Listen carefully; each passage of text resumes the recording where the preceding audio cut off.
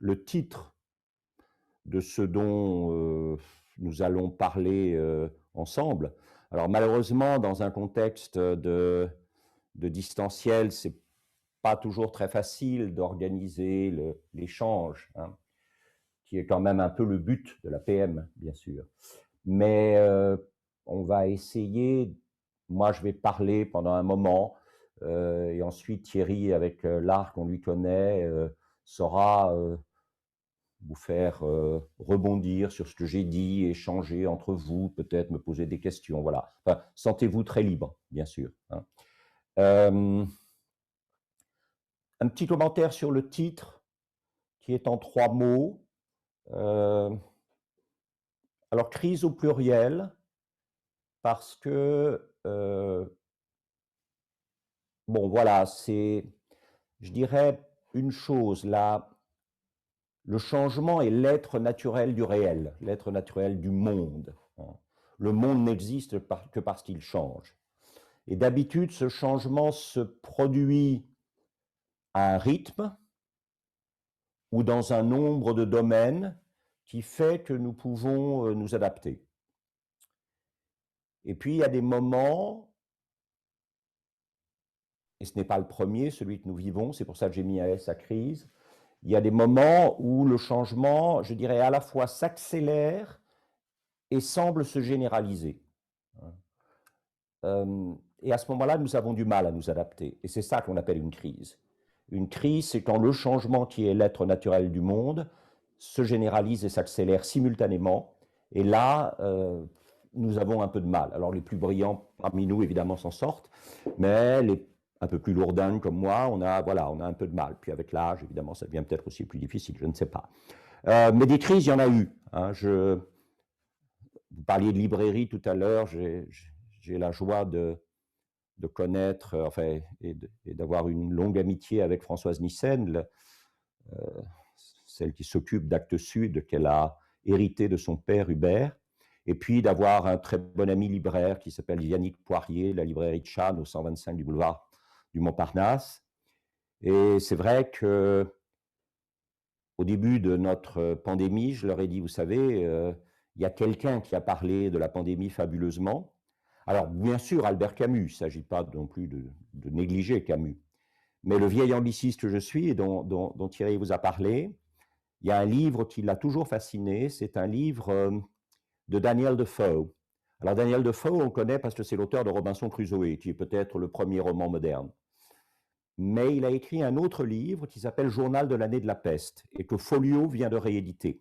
Et je vous parlais de Françoise et de Yannick parce qu'ils m'ont dit « Ah, mais pourquoi tu ne nous as pas dit plus tôt? On aurait demandé la réimpression de… » Je dis « Oui, mais enfin, vous ne savez pas tous qu'on allait… » Voilà, bon.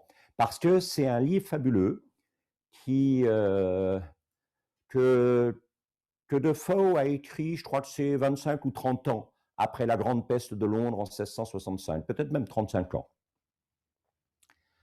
Et alors, la différence avec Camus, qui pour moi est très importante littérairement et pas simplement littérairement, c'est que le journal de l'année de la peste est écrit en première personne.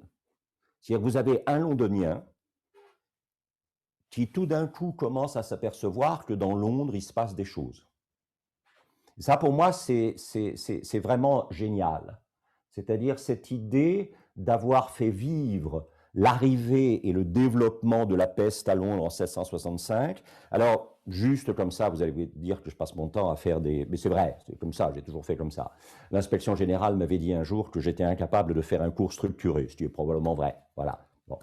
Mais n'oubliez jamais que la grande peste de 1665, vous avez à ce moment-là à Cambridge un jeune professeur qui vient de prendre son poste à Cambridge. Et du fait de la peste, il y a ce qu'on appelle un confinement, c'est-à-dire que tout le monde est renvoyé chez soi. Et ce jeune enseignant cambridgien retourne chez lui dans le Lincolnshire, dans le nord de l'Angleterre. Et là, il commence à réfléchir à pourquoi une pomme lui est tombée sur la tête pendant qu'il faisait la sieste l'été précédent. Et vous avez reconnu, bien sûr, quelqu'un qui s'appelle Isaac Newton. Et la théorie de l'attraction universelle, elle est née de l'enfermement de Newton à cause du confinement de la grande peste de 1665. Donc c'est, voilà, comme ça, en passant, hein. Euh, donc je reviens à Defoe, ce qui est fabuleux dans le roman de Defoe, et qui me le rend personnellement presque plus bouleversant que La peste de Camus, c'est l'idée d'un personnage qui se dit il y a des signes et je ne sais pas ce qu'ils veulent dire. Je n'arrive pas à les lire. Cette espèce de perte de la grille de lecture. Hein. On va en reparler parce que pour moi c'est essentiel dans une crise. C'est peut-être même la chose la plus bouleversante pour les personnes que nous sommes. Hein. Voilà. Donc crise au pluriel, chemin. Je crois que c'est très important. Au fond, qu'est-ce qu'on attend d'un leader? Peut-être pas qu'elle ou il trace le chemin, mais qu'en tout cas, elle ou il euh, débrouille les possibilités d'un chemin, pas toute seule, pas tout seul, mais débrouille les possibilités d'un chemin et entraîne les gens sur ce chemin. Non pas pour bypass, comme on dit en anglais, c'est-à-dire éviter la crise, non pas pour biaiser avec la crise, mais pour la traverser et ressortir au bout, probablement pas exactement les mêmes, mais avec les pertes, mais aussi probablement avec les acquis, les gains que va provoquer la traversée d'une crise. Et le mot leadership a déjà été employé dans ce que j'ai dit, et donc voilà. Alors juste parce que je ne sais pas pourquoi j'ai mis dans cet ordre-là, peut-être, bon. Mais en tout cas, on parlera des crises d'abord, des chemins ensuite, du leadership, pardon, ensuite, et finalement du chemin. Alors, normalement, l'expertise APM sur le leadership a pour sous-titre pouvoir, autorité et légitimité. Et je voulais juste revenir un tout petit peu là-dessus. Le pouvoir se reçoit, dit Jean-Marie Petitclerc. Alors, Jean-Marie Petitclerc, c'est un prêtre salésien qui est spécialiste de ce qu'on appelle la crise des autorités constituées dans les zones de non-droit. Ça veut dire tout simplement le bordel dans les banlieues. Hein, voilà. Et il a orienté la communauté salésienne de Paris vers ces problèmes. Et puis, la communauté salésienne de Lyon a eu besoin d'un supérieur, donc il est parti à Lyon. Si vous le rencontrez un jour et que vous lui dites, on a vu un monsieur plus très jeune, un peu gros, un peu chauve, qui nous a dit que, il vous dira, mais j'ai jamais dit ça, et il aura probablement raison. Mais en fait, à force de l'entendre, de l'écouter, de lire, je crois quand même que les trois choses que je vais énoncer là sont des choses qui viennent de lui. Le pouvoir se reçoit. Oui, même si vous avez créé votre entreprise, très intéressant d'ailleurs de voir des start-upers qui rejoignent l'APM. J'en connais beaucoup, enfin j'en connais pas mal, dont certains que j'accompagne. Mais je pense qu'effectivement, il y a un moment où la start-up grossit suffisamment, et tant mieux, dans un sens, c'est un signe de sa réussite. Et tout d'un coup, on s'aperçoit que le tissu relationnel à l'intérieur de la start-up va à la fois changer, rester le même, mais en même temps changer. C'est pas la même chose de créer une start-up à 3 ou 4, et puis tout d'un coup de se retrouver avec 25, 30 personnes. Et là, ça suppose évidemment de la part du leader ou du duo ou du trio de leaders, ça suppose un travail. Hein. Voilà, ça pour moi c'est très important. Donc le pouvoir se reçoit parce que même si vous êtes le créateur de votre entreprise, il y a des choses un peu gênantes qu'on appelle les banques, les fonds d'investissement, les conseils d'administration familiaux, etc., etc. Toutes choses qui font que vous recevez quand même votre pouvoir de la confiance d'un banquier, de l'investissement d'un fonds d'investissement, de l'adhésion d'un conseil d'administration peut-être familial, ne sont pas les plus faciles. Voilà. Bon, le pouvoir se reçoit. Voilà. Alors, la chose importante, c'est l'autorité se construit. Ça, c'est fondamental. Un start-upper qui vient à l'APM, c'est quelqu'un qui a compris que l'autorité d'un leader est un processus constant de construction. C'est-à-dire qu'on n'en a jamais fini de travailler sur son autorité. Et je vous le dis très franchement, mais je pense que tout ça, vous savez, hein, parce que vous êtes des leaders. Moi, je suis quelqu'un qui raconte des histoires sur le leadership. Hein. Mais vous savez très bien que le troisième mot dont on va parler dans un instant, légitimité, une partie de votre légitimité vient du fait, et même probablement une partie assez importante, vient du fait que vos collaborateurs perçoivent que vous êtes encore en train de construire votre autorité. Vous n'êtes pas installé dans une sorte de fonctionnement de votre autorité, dans une sorte de fonctionnement de votre autorité qui ferait que vous appliqueriez des recettes. Ça, il n'y a rien de pire pour le leadership que l'application des recettes. Hein, voilà. Donc l'autorité se construit, On y revient dans un instant. La légitimité se lit dans le regard de celles et ceux dont on porte le souci. On aura l'occasion tout à l'heure de voir que quelqu'un qui essaie à toute force de dire qu'elle ou il est légitime va forcément créer un doute dans l'œil et dans l'oreille de ceux devant qui elle ou il dit, et de manière insistante, qu'elle ou il est légitime. Ça, c'est clair. Alors, juste un tout petit, vous savez, c'est les vieux profs. Les vieux profs, ça fait un peu d'étymologie, de machin truc. Hein, voilà. Alors, auctoritas, en latin, ça vient de augere, faire croître, faire grandir. Et c'est ça la construction de votre autorité. Vous faites croître, vous faites grandir votre autorité. Et puis aussi, ça, c'était quand même la définition de l'APM telle que Pierre Bellon l'a imaginée de façon assez bouleversante. Hein. Le progrès de l'entreprise par le progrès du dirigeant. C'est parce que le dirigeant travaille sur elle-même ou sur lui-même que l'entreprise va progresser, que les collaborateurs vont progresser, que les personnes qui sont au plus proches du leader vont progresser, mais que toute l'entreprise va progresser. Ça, c'est fondamental. Ce travail sur elle-même ou sur lui-même du leader, c'est la garantie d'une croissance de l'entreprise. Croissance peut-être, comme ça, là, apparemment qualitative, mais aussi quantitative. Hein. Et auctoritas, bien sûr, ça suggère auteur, ça suggère style. Et je pense qu'un grand leader, c'est quelqu'un dont le style de leadership est perçu par ses collaborateurs et par les gens extérieurs à la communauté entrepreneuriale comme vivant. Pas l'application de recettes, pas le plaquage de trucs appris par cœur sur une réalité essentiellement mobile, essentiellement, voilà. C'est pour ça que quand les gens me disent, mais au fond, est-ce qu'on n'est pas leader, NIT, hein, bien sûr, ben, je réponds, oui, malheureusement.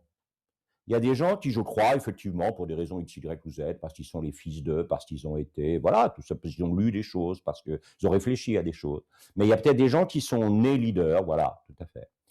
Et le drame d'être né leader, c'est que peut-être on ne va pas travailler son leadership. Et donc, on va constamment réutiliser des choses dans lesquelles on est bon, où on nous a dit qu'on était bon. Et on va plaquer du mécanique sur du vivant. Et je vous rappelle que quelqu'un qui vous a beaucoup ennuyé pendant votre année de terminale, qui s'appelait Henri Bergson, dit que quand on plaque du mécanique sur du vivant, la réaction des gens qui voient quelqu'un plaquer du mécanique sur du vivant, c'est de rire. Le rire naît du fait que quelqu'un s'obstine à plaquer du mécanique sur du vivant. Alors, on va faire un grand détour par le passé, on va s'en aller assez loin dans le passé, et comme ce n'est pas forcément une méthode qui peut paraître comme ça auto-justifiée, je suis allé chercher chez Marguerite Yourcenar dans le magnifique livre d'entretien qu'elle a eu avec Mathieu Gallet, très grand journaliste de combat puis du quotidien. En 80, elle a accordé à Mathieu Gallet, parce qu'elle avait, je crois, beaucoup de respect pour lui, et lui avait un respect sans borne pour elle, elle lui a accordé une série d'entretiens. Et dans cette série d'entretiens, à un moment, elle dit « Je crois à la grande liberté que nous octroie l'histoire. » À la place d'histoire, on pourrait mettre le passé. Je crois à la grande liberté que nous octroie l'histoire, le passé, en montrant aux gens de notre temps que ce qu'ils croient unique appartient au rythme de la condition humaine et qu'aux solutions qu'ils se proposent ou ne se proposent pas, on pourrait superposer d'autres solutions qui ont été essayées ailleurs. Et c'est cette idée d'aller regarder ailleurs, dans un ailleurs de l'espace et du temps, de voir comment des gens ont été confrontés à des crises et ont tenté d'y répondre, qui non pas nous fournira des solutions, mais lancera notre réflexion vers la construction de solutions. Et le personnage que j'ai choisi pour cet après-midi s'appelle Pierre Bruegel l'Ancien. Alors, c'est toujours très émouvant de voir que Pierre Bruegel l'Ancien, on ne sait pas quand il est né. Ben oui, parce que quand il est né, personne ne savait qu'il allait devenir Pierre Bruegel l'Ancien. Alors, il est mort en 1569, ça on sait, mais probablement vers 1525. Et il est très attaché à Anvers. Je ne vais pas m'attarder trop sur Anvers. On pourrait parler très longuement de Anvers, qui est une ville magnifique, encore aujourd'hui. C'est une ville, puis alors en plus, maintenant, c'est une ville qui, au point de vue créativité, est absolument remarquable. Mais Anvers, si vous voulez, c'est l'étape entre Bruges et Amsterdam. Hein. C'est un moment de l'entrée par la Ligue hanséatique, par le fait que les Portugais, qui ont longtemps été accusés d'être un peu périphériques parce qu'ils n'avaient pas de côte sur la Méditerranée, et qui, dans la personnalité de ce type fabuleux qui s'appelle Henri le Navigateur, on dit, écoutez, la Méditerranée, c'est une petite flaque de merde, c'est le passé, et il n'y a qu'un lieu qui soit vraiment intéressant, c'est l'Atlantique. Ça, c'est fou. Hein. On en reparlera tout à l'heure, mais ça, c'est ce qu'on appelle le renversement de l'obstacle en opportunité. Il y avait un obstacle, le Portugal n'avait pas de côte sur la Méditerranée, et donc tous les Méditerranéens disaient, les pauvres, c'est des périphériques, hein, c'est des gens qui sont un peu à la marge. Hein. Et puis tout d'un coup, il y a quelqu'un qui s'est dit, et merde, hein, l'obstacle, on va le renverser en opportunité. L'important, ce n'est pas la Méditerranée, qui est une petite flaque d'eau de merdique. Hein, voilà. L'important, c'est l'Atlantique. Et alors, évidemment, quand ils ont trouvé le long de la côte occidentale africaine des choses éminemment désirables, hein, comme des épices, des bois précieux, des tissus, quelques esclaves aussi. Voilà. Mais quand ils ont trouvé ça, ils se sont dit, on ne va surtout pas aller vendre ça dans la Méditerranée qui nous a toujours snobés. On va aller vendre ça à Anvers. Anvers a beaucoup bénéficié de l'ouverture du premier comptoir portugais. Voilà. Donc, c'est une ville de circulation. Je crois qu'on en reparlera tout à l'heure. Hein. Alors, les crises de Bruegel, c'est quoi? La première crise de Bruegel, c'est ça. C'est-à-dire qu'il va assister à l'émergence du digital. Pardon, il va assister à l'émergence du livre, hein, qui, à l'époque, a joué le rôle du digital aujourd'hui. C'est-à-dire que, alors, je n'ai pas remis ça, mais j'aurais dû, je suis obligé de changer, sinon voilà. Essayez de trouver chez Flammarion, Jean Flammarion, un petit livre, un texte qui s'appelle Quattrocento, d'un type qui s'appelle Stephen Greenblatt, qui a la chaire d'histoire des idées dans une petite université américaine qui est située de l'autre côté de la Charles par rapport à Boston, dans une ville qui s'appelle Cambridge, et le nom de l'université, c'est le nom de son premier bienfaiteur, commence par un H et ça s'appelle Harvard.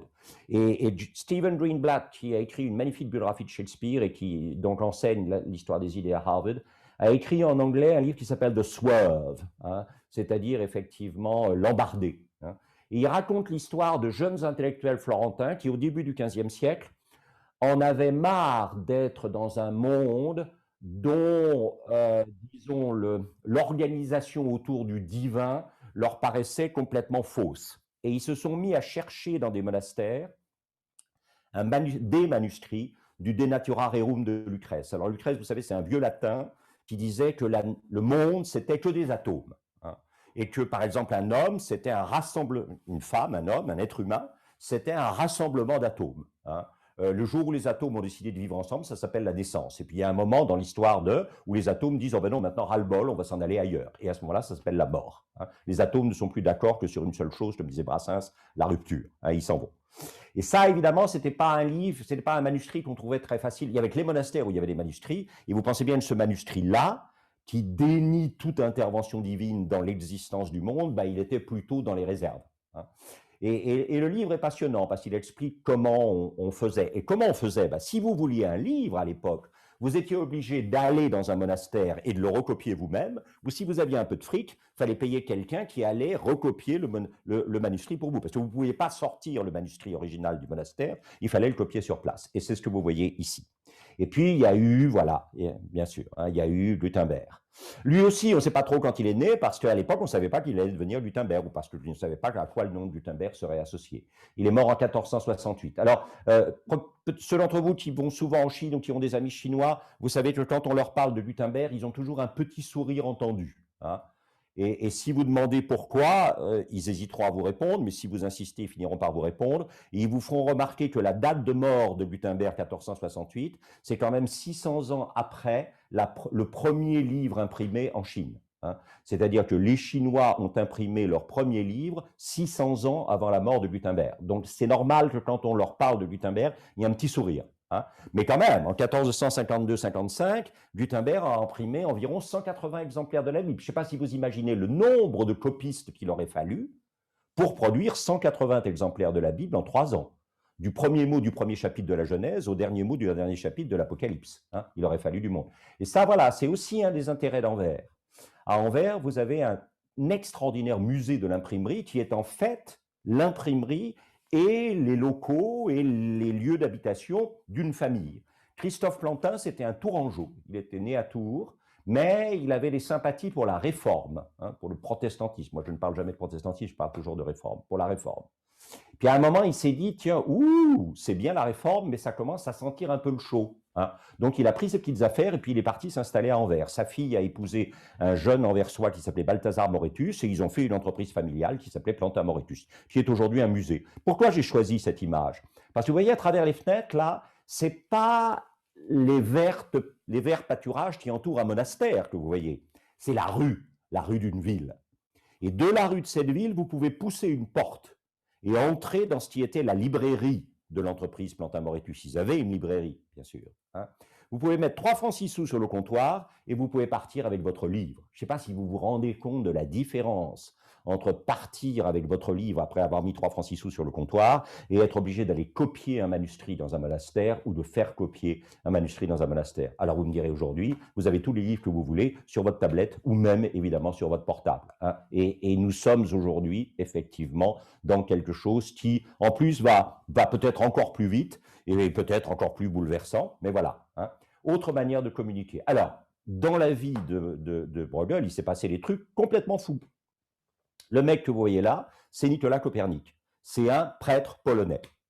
Et comme tous les prêtres polonais, il croit ce qu'il a lu dans la Bible, c'est-à-dire que l'homme a été créé le 6e jour. Et si l'homme a été créé le 6e jour, c'est le sommet de la création. Où est-ce que vous mettez, si vous êtes Dieu, le sommet de vos créations? Dans une planète qui est au centre. Une planète immobile qu'on appelle la Terre, et toutes les autres planètes tournent autour pour contempler la merveille de la suprématie de la création divine. Et alors le problème de Nicolas Copernic, prêtre polonais, c'est qu'il était passionné d'astronomie. Et à un moment, il s'est dit, c'est curieux, le monde que je vois en astronome ne correspond pas au monde auquel je crois en tant que prêtre. Et là, il a commencé à y avoir, comme disait l'autre, comme disait Johnny, il y a eu comme un problème. Hein, voilà.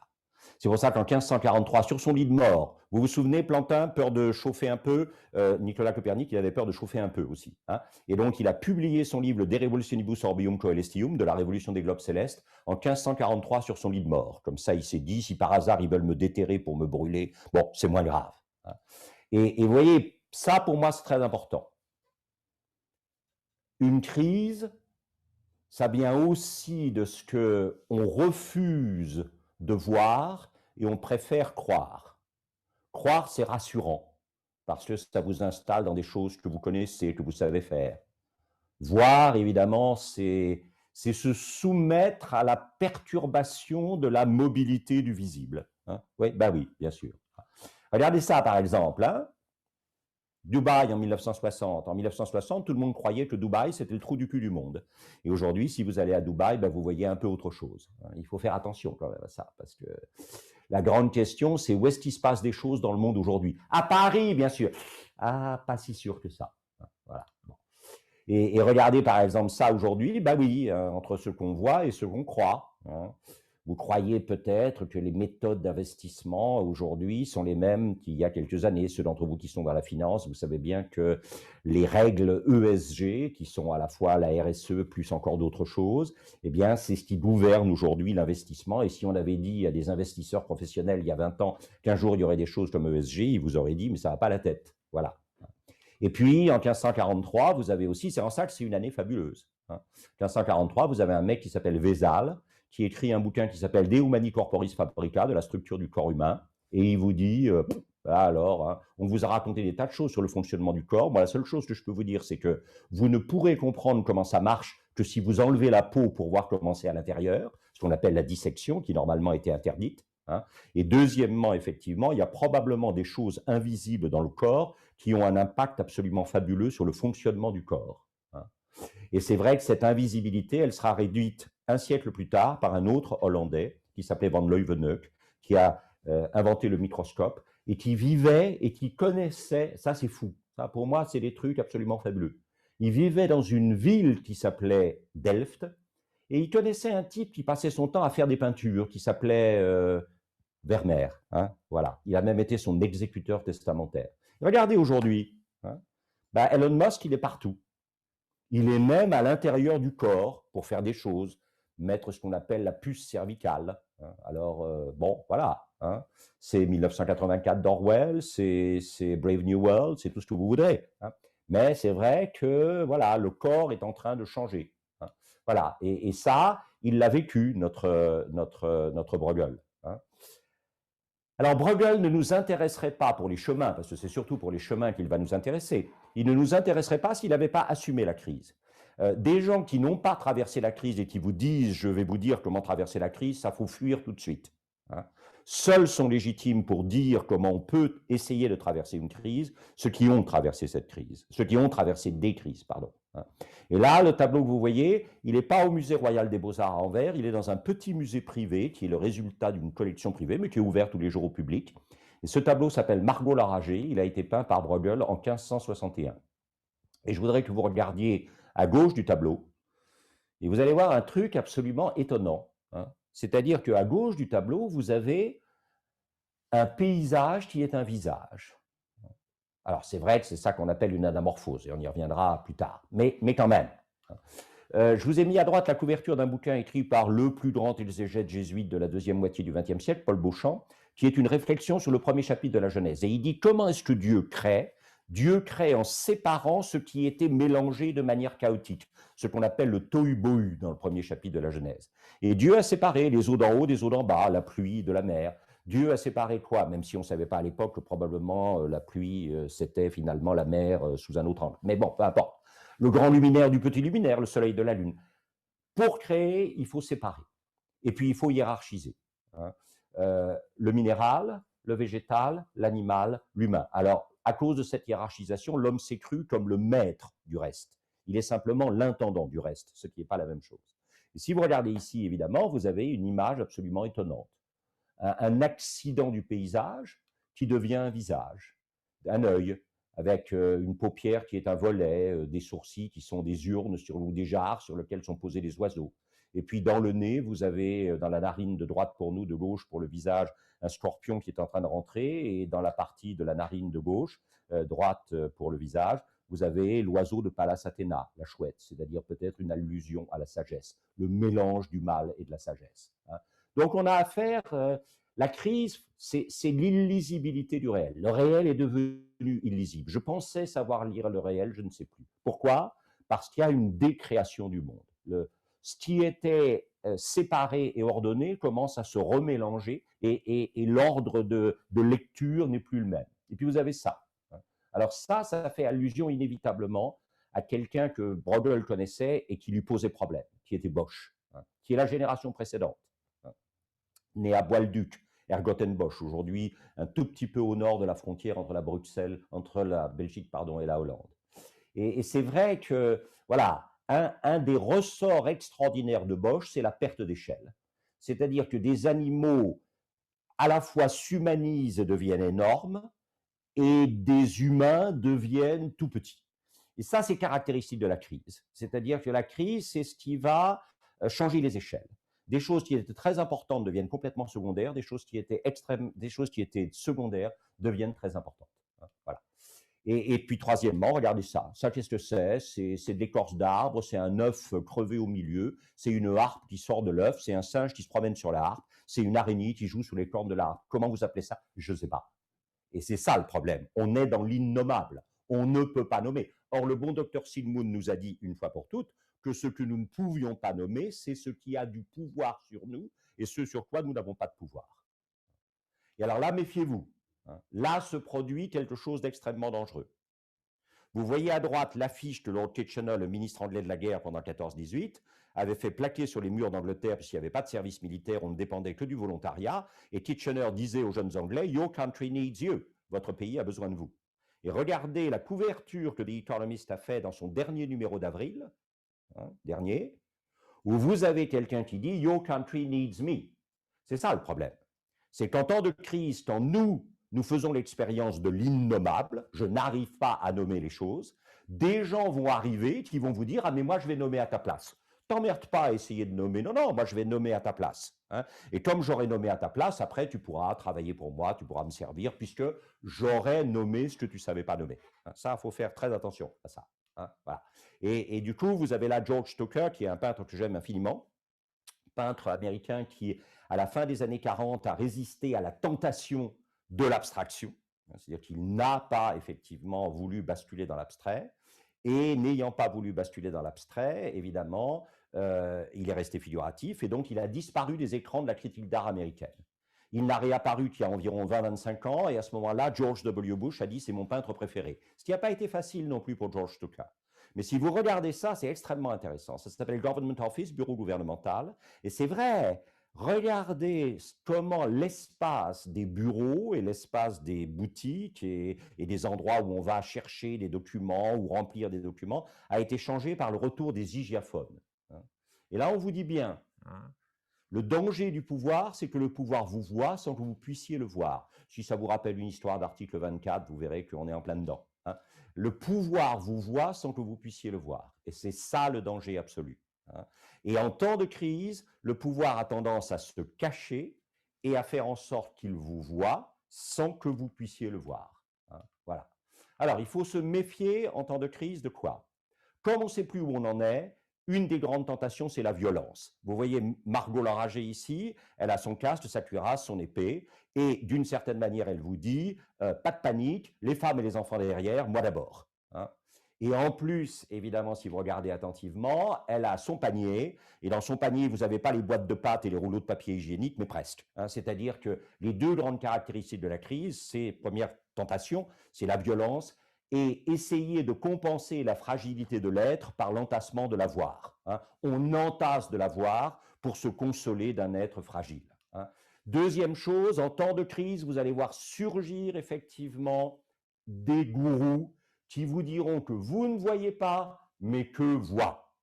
Et ça, il faut vous méfier, parce que malheureusement, ils ne voient pas plus que vous. Et alors évidemment, c'est bouleversant chez Bruegel, parce que vous avez ces cavités oculaires qui sont vides et qui sont terrifiantes. Et donc, vous avez inévitablement le surgissement du besoin de solidarité. Mais si cette solidarité, elle s'appuie sur des gens qui vous disent qu'ils voient alors qu'ils ne voient pas plus que vous, et qui profitent du fait qu'ils croient que vous croyez qu'ils voient alors qu'ils ne voient pas plus que vous, eh bien à ce moment-là, vous finirez dans le trou. Et donc Bruegel vous dit, méfiez-vous en temps de crise des gourous qui se disent voyants alors qu'ils sont tout aussi aveugles que vous. Et puis le troisième élément qui est quand même très important, c'est la tour de Babel. C'est-à-dire que c'est l'usine à gaz. Le gros problème des crises, c'est d'essayer de répondre aux défis d'une complexité par une complexité plus complexe encore. Alors que la seule réponse valable à la complexité, à la complexification, c'est la simplification. Et alors regardez, vous avez le problème des supply chains. C'est oui, si vous vous lancez dans la construction d'un gros machin comme la tour de Babel, la grande question, c'est d'où est-ce que vous allez avoir vos matériaux. D'ailleurs, regardez à gauche et à droite, là, vous avez les containers. On est déjà dedans, c'est fou. Et regardez bien, plus le projet est complexe, plus c'est une usine à gaz, plus la présence des hommes dans la réalisation de ce projet va être réduite au minimum. Ça, c'est une tâche qui humilie l'homme plutôt que de l'ennoblir, c'est extrêmement grave. Voilà. Et regardez par exemple ces pierres qu'il est impossible de remuer. Or, vous savez bien qu'en tant que leader, vous avez un devoir d'exigence, c'est-à-dire d'arriver à tirer de vos collaborateurs le meilleur qu'ils soient capables de donner sans jamais les humilier. Vous voyez, c'est-à-dire ça, c'est fondamental. Et regardez, quand vous vous déplacez en haut de la tour de Babel, plus vous montez vers le haut, plus vous avez des insectes et moins vous avez des hommes. Et du coup, ce qui va se passer, c'est ce qui se passe toujours. C'est-à-dire que, voyant l'impossibilité et le côté complètement fou du projet de la tour de Babel, vous avez des gens qui vont commencer à se poser des questions. Mais est-ce que c'est bien ce qu'il faudrait faire? Et à ce moment-là, évidemment, le pouvoir va se raidire. Ça, c'est clair. Le pouvoir se raidit toujours quand il comprend qu'il est contesté et qu'il est contesté non sans raison. Et donc, vous avez ici, effectivement, une sorte d'asservissement. Le pouvoir, en se raidissant, impose effectivement l'asservissement des collaborateurs. Et alors regardez, c'est magnifique parce que dans le tableau de Bruegel, c'est fou. On vous dit le problème, c'était pas de construire une tour de Babel, c'était pas de construire une usine à gaz, c'était de réparer la ville. Or, au lieu de réparer la ville, qui est le lieu du vivant, vous avez sorti tous les gens de la ville pour leur faire construire, passez-moi l'expression, une grosse merde. Ça, c'est pas possible. Il faut réparer. Et alors, c'est là où on tombe évidemment sur cette idée qu'on a entendu à longueur de confinement des gens qui disaient tout va changer et d'autres qui disaient rien va changer. Et le gros problème, c'est que c'est ni tout ni rien. Des choses vont changer. Et que ce qui fera la légitimité d'un leader, c'est d'avoir repéré ce qui devait nécessairement changer et comment ça devait changer. Hein, voilà. Et la tour de Babel, c'est terrible. Hein, voilà. Alors, on va regarder les questions de leadership pendant quelques minutes. J'adore cette idée. On vous a dit tout à l'heure que j'étais plutôt anglo, je sais pas quoi. Hein. C'est vrai que j'aime beaucoup l'anglais, mais là, le français a quelque chose de génial. Si le leader, c'est un donneur de sens, alors en français, le mot sens va pouvoir correspondre à signification et direction, les deux. C'est-à-dire que, en tant que leader, vous devez partager l'intelligibilité de votre projet. Mais vous devez aussi mettre les gens en mouvement. Le but n'est pas simplement que les gens comprennent ce qui se passe, le but est que les gens se mettent en mouvement avec vous. Mais en même temps, ils ne se mettront probablement pas en mouvement de manière véritablement dynamique et productive s'ils n'ont pas compris pourquoi. Vous voyez, c'est l'enchaînement des deux est essentiel. Et alors regardez, c'est magnifique chez Giacometti. Giacometti vous dit, oui, attention, quand vous allez dire à des gens, on va s'en aller là-bas parce qu'ici, c'est devenu moche et ça ne correspond plus à ce qu'on a envie de faire ou à ce qu'il faut faire, hein, quand vous leur dites, on va s'en aller là-bas, ils vont peut-être vous sourire comme ça, en disant, ah oui, leader bien-aimé, chef adoré, etc., on va te suivre. Mais en même temps, ils vont tituber. Pourquoi ils vont tituber? À cause d'une question très simple qui se pose. Ma compétence qui est reconnue ici, est-ce qu'elle sera reconnue quand on sera là-bas? C'est-à-dire le fait qu'ici, j'ai une utilité, hein, qui entraîne une rémunération, une reconnaissance, tout ce qu'on voudra. Quand on sera là-bas où elle ou il veut nous emmener, est-ce que ma compétence, elle aura encore un sens et est-ce que moi, j'aurai encore un sens? Et si ça vous fait penser à éventuellement quelques plans de licenciement ici ou là, des gens en route ou à venir, on est probablement en plein là-dedans. Du coup, ils ne bougeront que si vous marchez au milieu d'eux. S'ils ne vous voient pas marcher au milieu d'eux, eh bien, ils ne bougeront pas. Où ils bougeront de manière qui ne sera pas un véritable mouvement. Et ça, c'est très important. Un leader, femme, homme, c'est quelqu'un qui à la fois partage un projet, entraîne dans le projet et marche au milieu de ceux qui sont en chemin vers la réalisation du projet. Et regardez, ça, c'est Élisabeth, première, portrait de l'Armada, 1588, on y revient.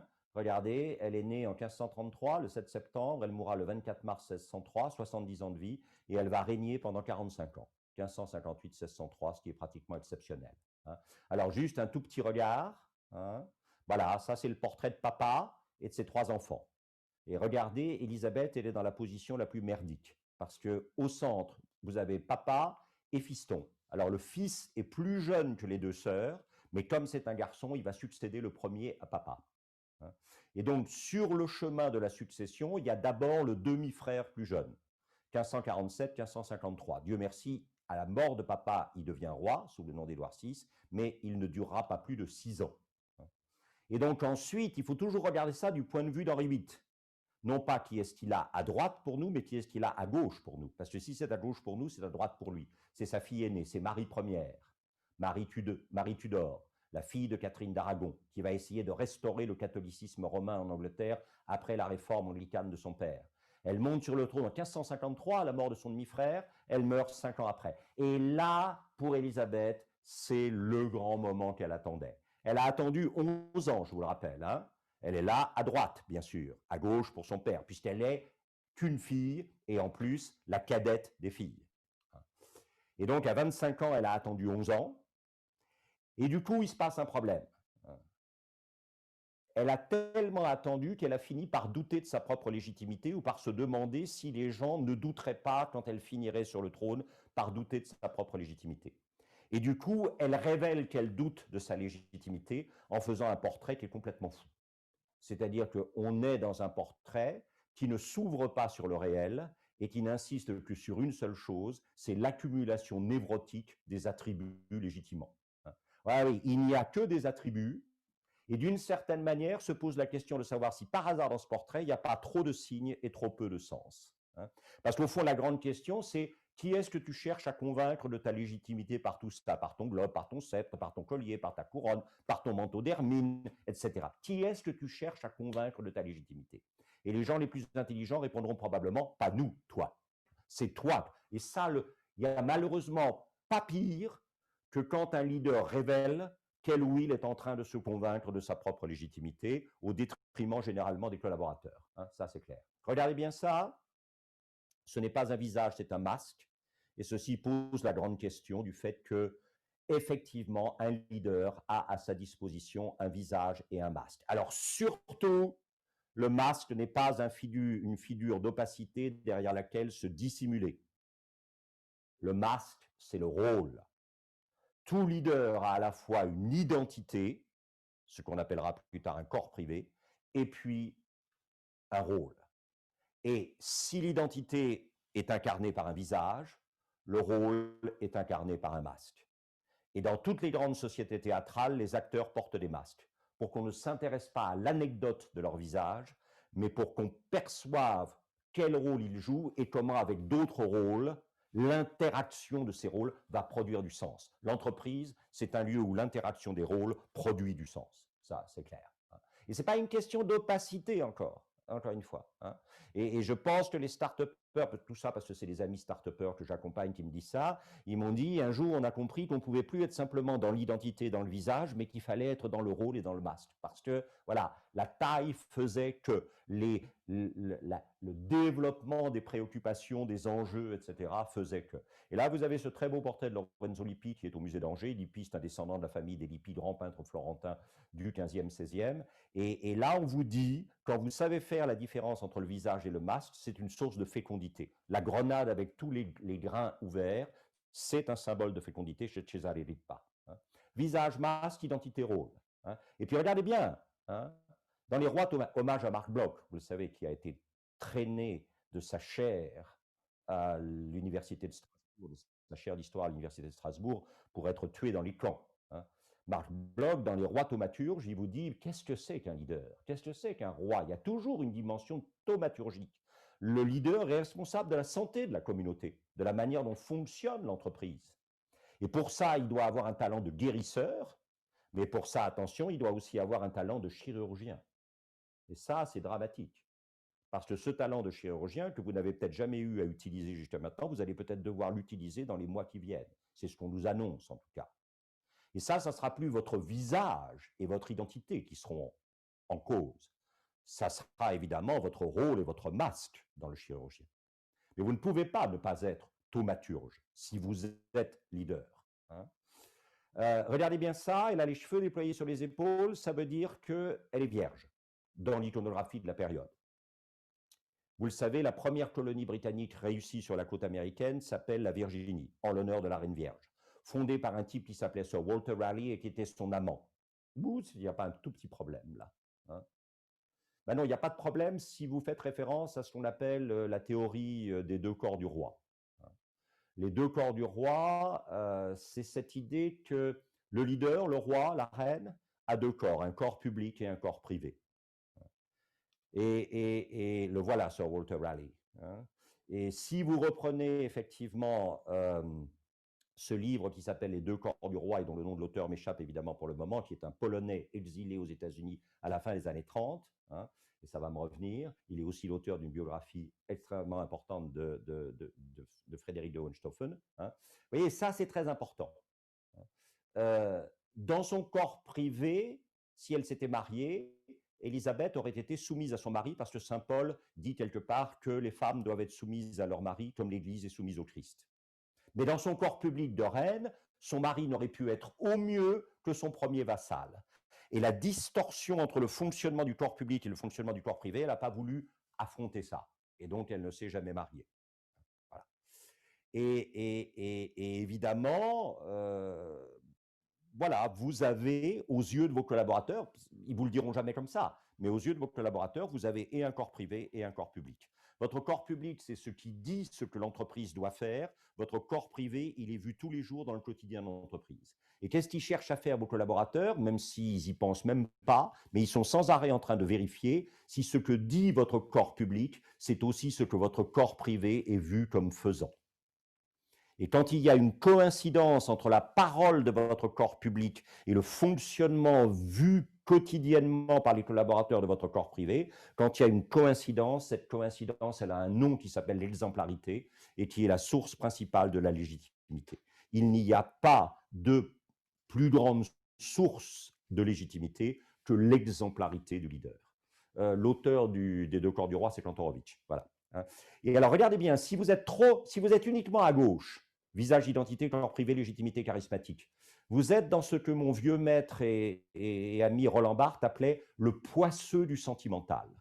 Le post-68 hardisme s'est installé complètement là-dedans, hein, c'est-à-dire dans l'émotionnel et le sentimental.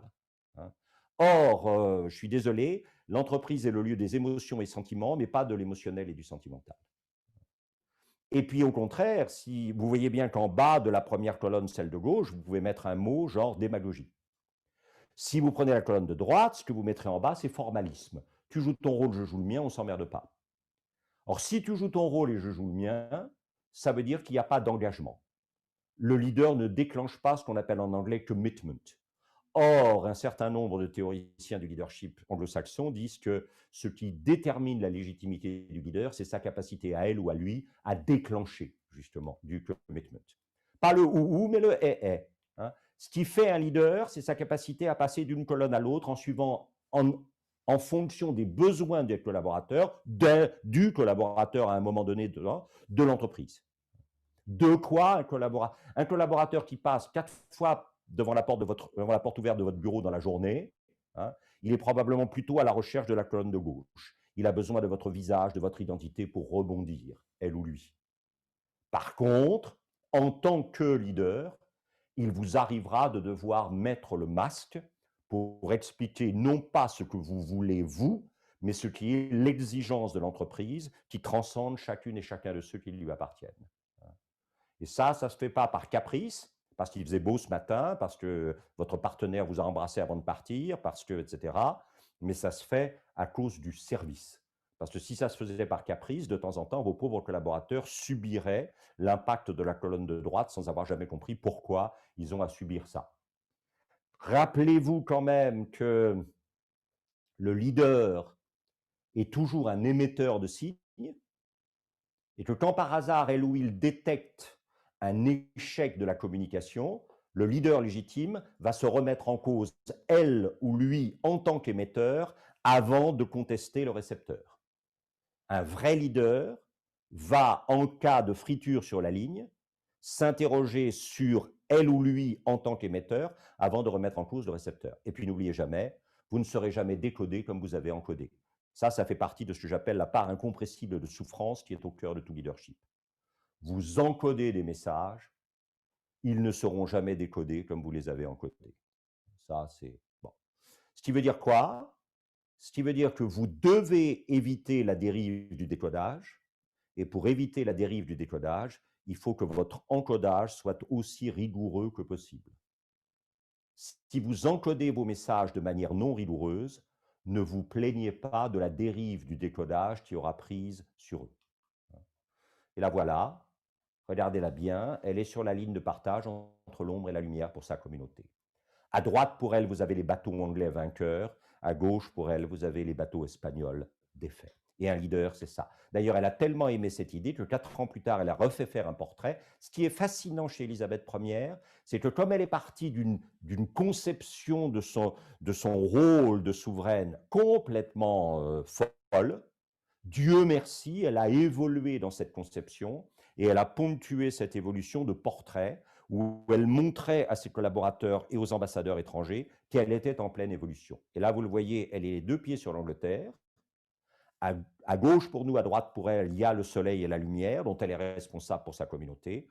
À droite pour nous, à gauche pour elle, il y a l'orage, la tempête, dont elle essaie de protéger effectivement sa communauté. Alors, vous ne le voyez pas bien, mais à la hauteur de son coude, à gauche pour nous, à la hauteur de son cou, entre le coude et l'épaule, à droite pour nous, et au volant le plus bas de la robe, en bas à droite, vous avez 3 phrases en latin.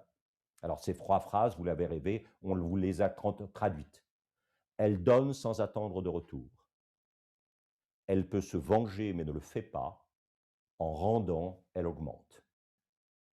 Et là, en 3 phrases, elle vous dit que non seulement vous avez tout ce qu'on a réfléchi sur visage, masque, identité, rôle, corps privé, corps public, légitimité charismatique, légitimité institutionnelle.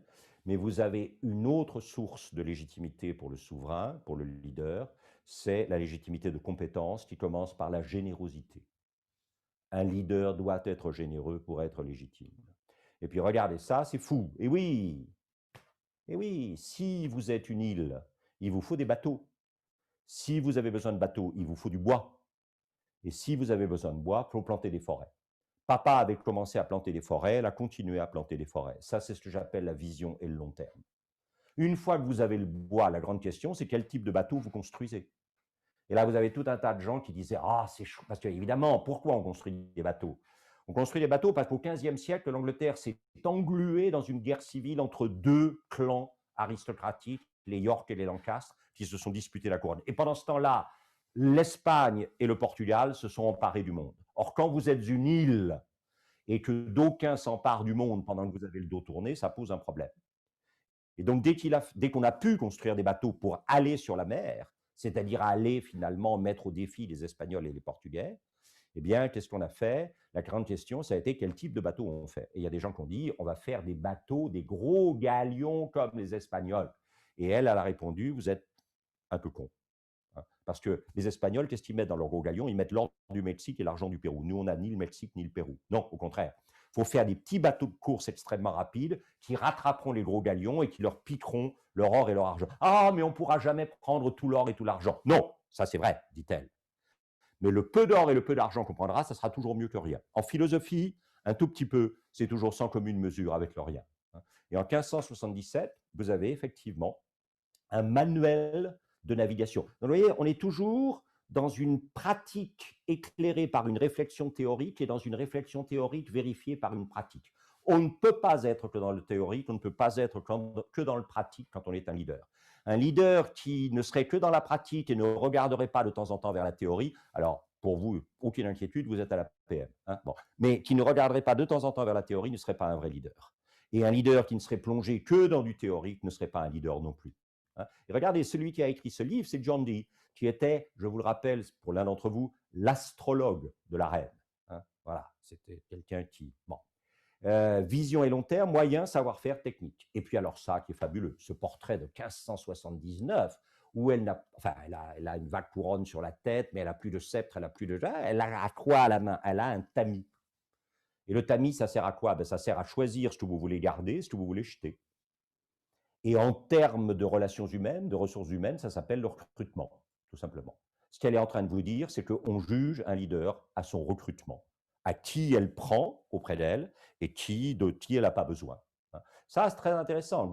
Fred Greenstein, qui a eu pendant 20 ans la chaire de leadership à Princeton, disait toujours que l'acte le plus essentiel du leader, c'était le recrutement. Et elle vous dit que peut-être pour une femme, recruter des hommes, c'est peut-être pas si facile que ça. Corps public, corps privé, on ne sait pas. Il y a 3 dangers dans le recrutement. Le premier danger, c'est ça.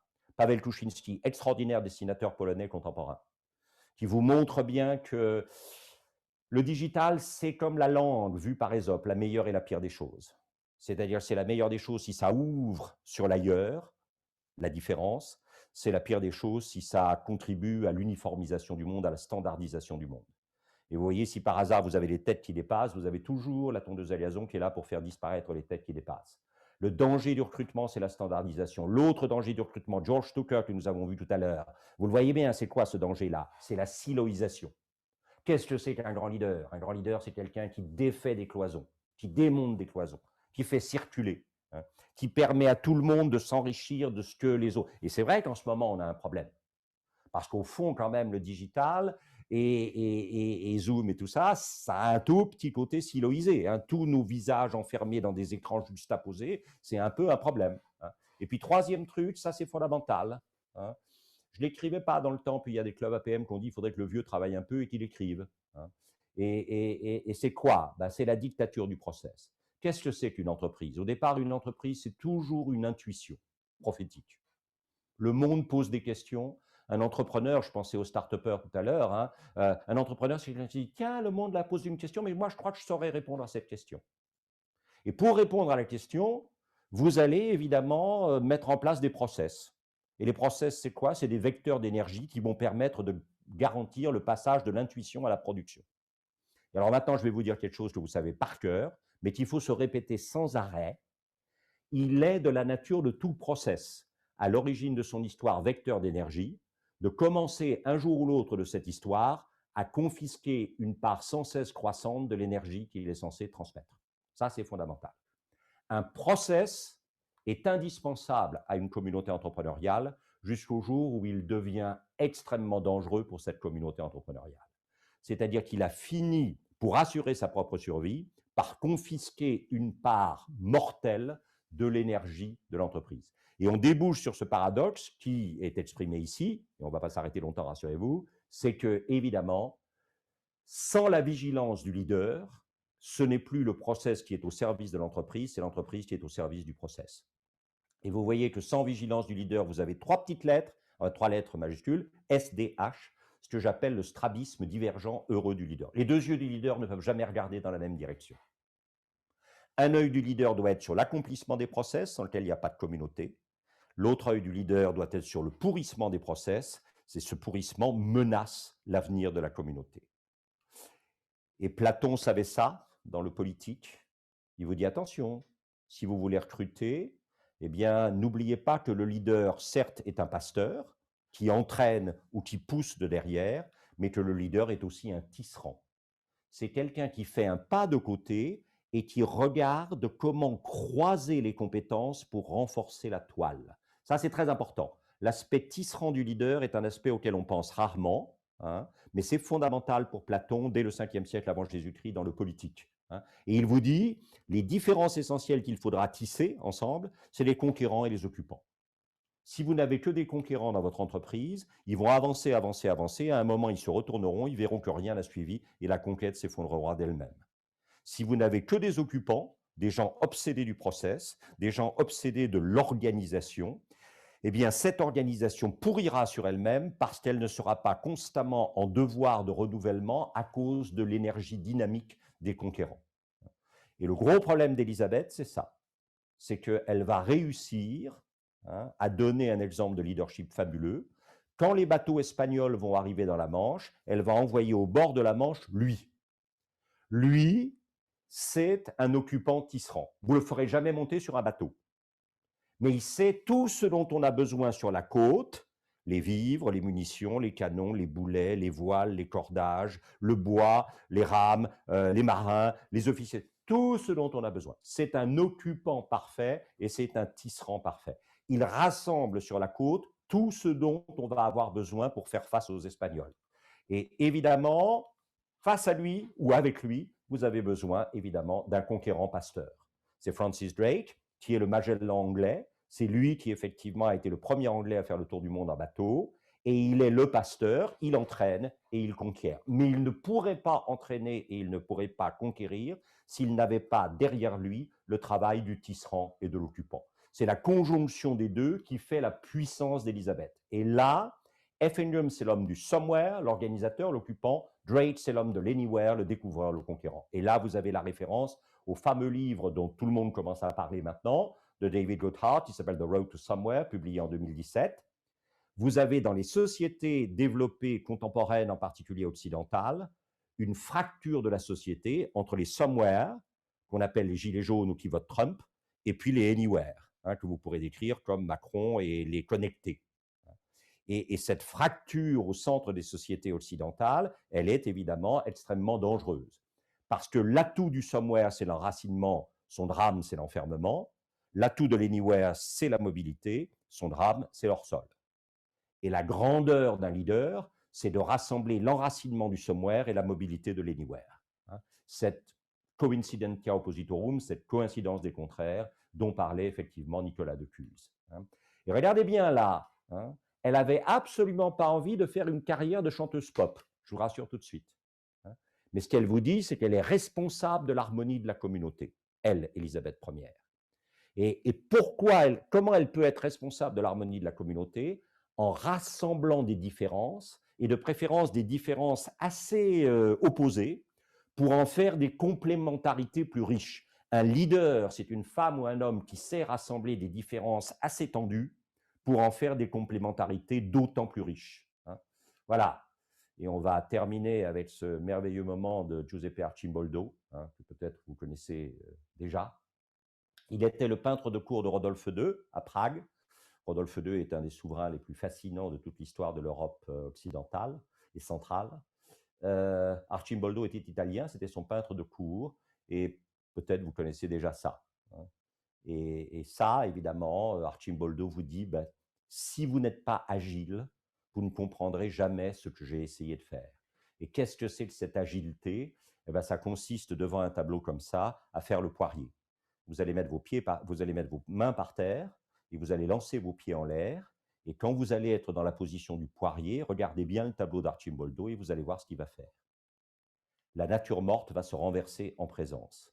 Je viens de vous donner la définition du management. Le management, c'est renverser des natures mortes en présence. C'est-à-dire que des gens qui ont le sentiment qu'ils ne sont pas tout à fait sûrs ni d'exister, ni de servir à quoi que ce soit dans une communauté entrepreneuriale, ces gens, tout d'un coup, vont se renverser en présence. Et ça, c'est la qualité de votre regard qui fait ça. C'est-à-dire que c'est la qualité de votre regard qui va tout d'un coup faire comprendre à des gens qui se demandaient s'ils n'étaient pas simplement des natures mortes dans la communauté, que ces personnes-là, eh bien, elles sont des présences. Et que ces présences, elles peuvent, elles doivent, elles vont contribuer à la richesse et au développement de la communauté. Et en temps de crise, où bien sûr ceux qui contribuaient toujours sont peut-être un peu à court d'idées parce qu'ils perçoivent plus, c'est souvent en écoutant des gens qu'on n'avait jamais entendus, hein, qu'on recevra peut-être de ces gens-là quelque chose qui sera de l'ordre des mots nouveaux qui vont nous permettre effectivement de dépasser l'innommable et de mettre en route un chemin à travers la crise. George Berkeley, le grand philosophe anglais du XVIIIe, disait toujours hein, « Esse est percipi aut percipere ». Être, c'est être perçu. Première chose, vous ne serez pas leader si vous n'êtes pas perçu comme leader. Deuxième chose, les collaborateurs ne seront dans l'entreprise et ne contribueront à l'entreprise que s'ils ont le sentiment d'être perçus, et perçus comme des présences et pas comme des natures mortes. Et donc, votre responsabilité en tant que leader, la responsabilité de tout leader, c'est de percevoir les autres comme présence et pas comme nature morte. Et j'ai juste mis cette petite citation de Jack Welch. Hein. Avant d'être leader, le succès, ça consiste à vous faire grandir. Une fois que vous êtes un leader, le succès, ça consiste à faire grandir les autres.